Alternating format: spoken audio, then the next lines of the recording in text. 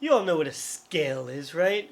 Those stupid things that Julie Andrews taught us about in 1965? Do, re, mi, fa, sol, la, ti. Oh, let's see if I can make it easier.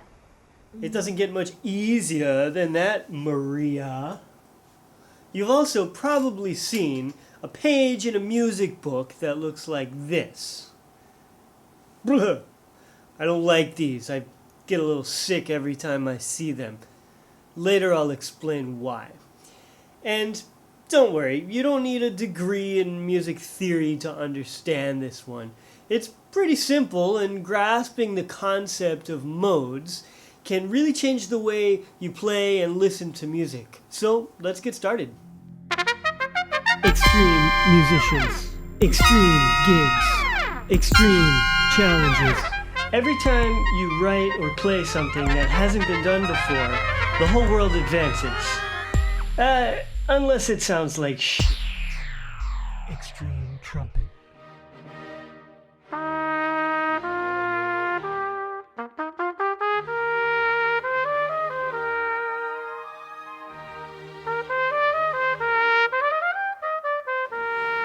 Franz Joseph Haydn.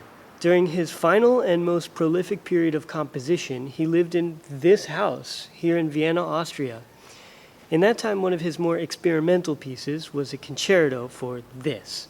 It was a newfangled keyed brass instrument that could miraculously play every note ever. Compared to modern brass instruments, it sounded like but this concerto is one of the only trumpet works we have from the classical period, so we must live with it and play it on every classical audition ever. So today I'll use this piece as my example. You see, the first movement essentially starts with an E-flat major scale. There it is, right in the middle of the phrase. It's also in E-flat Ionian mode, which is kind of the same thing, but there's a very important difference, and this is where it gets interesting. Let's go back to the studio and I'll explain. You see, a scale is the notes in the key played one after another. It's a real thing that you can write and play. A mode is more of a concept, and I like to think of it as the sound that comes out when you play every note in the key at the same time. So basically, this is a scale. And this is a mode. That was hard to edit. But that isn't quite enough to get it, so let's go a little bit deeper. 163 years after Haydn's Trumpet Concerto was written, this concept was brought into mainstream music for the very first time, and it became the best-selling jazz album in history. This was Miles Davis's Kind of Blue. It taught the current and future generations of jazz musicians that it's okay to just sit on a mode for a while instead of playing over chord changes, and you can improvise based on the sound of whatever tonality is happening at the time. For example, you could write the chord changes to So What like this, and the musicians will know exactly what to play. So let's use this musical concept and apply it to Haydn, shall we? So, back to E-flat Ionian. Here's what I'll do. I'm going to improvise out of tempo, but using only the notes in the E-flat major scale. The purpose of this is to really get the sound into my head and my ears.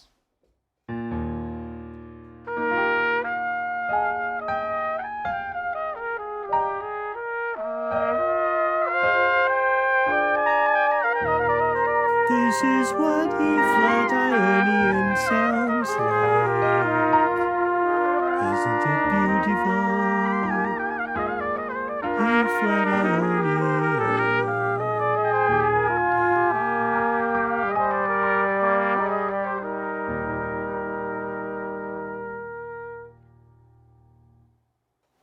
And now, let's go back and play the beginning of the Haydn Concerto again with this tonality in our ears and our hearts.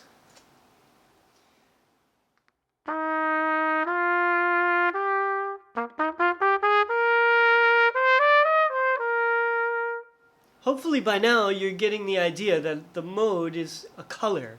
It's a feeling you get after putting these notes together. You can't write it down and expect to get the concept across, even less so for instruments like ours that can only play one note at a time. That's why I get sick when I see these pages. You remember the first movement is in E-flat major, or better yet, the cheerful, disarming sound of E-flat Ionian. Now, let's try applying the ideas of Miles Davis and getting a different modal sound into our heads and putting it together with Haydn. Here's an easy one, the sad natural minor of C Aeolian. Remember, it's all the same notes as E-flat major, and I don't have to change a single note of the melody or even the harmony.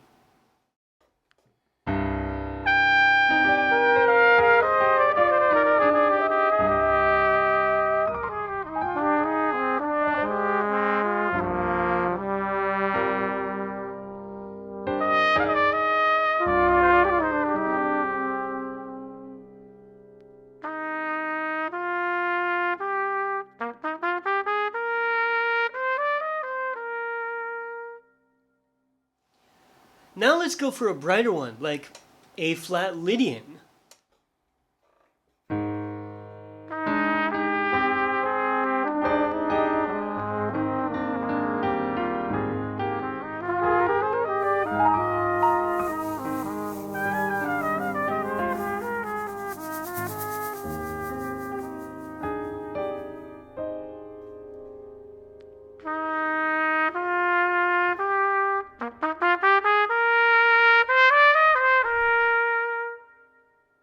Besides being a fun party trick, that is if your parties are as cool as mine, there's an actual usefulness for this. Have you noticed that some musicians have an ability to convey sad emotions even when they're playing in a major key?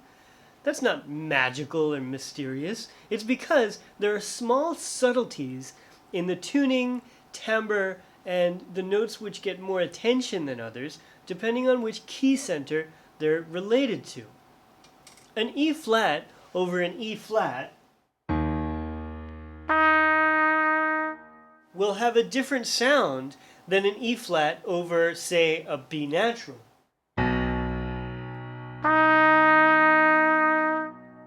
It's a different color, and this can be manipulated using any instrument, although ones with the ability to make continuous tuning adjustments, that includes the trumpet, make this a lot easier.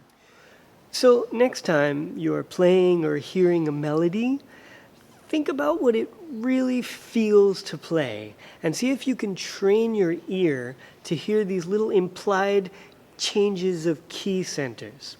Then experiment with other keys in your head until you find a sound you like. This can lead to a much more colorful sound and a more interesting interpretation of otherwise overplayed workhorses like the Haydn Concerto. Sorry, buddy. If you're still interested and want to know more, like how to know which keys are darker and brighter, there's a way to use the circle of fifths for that. Or what I'm thinking about when I'm improvising over a tonality like this, I'm going to put some exclusive supplemental videos to this on my Patreon page, so go look for that. So if you like this video, please do me the favor of subscribing to the channel and check out the Patreon page if you really want to see special content or just support the production of future videos like this. So as always, stay tuned for more interesting content on Extreme Trumpet. Bye bye!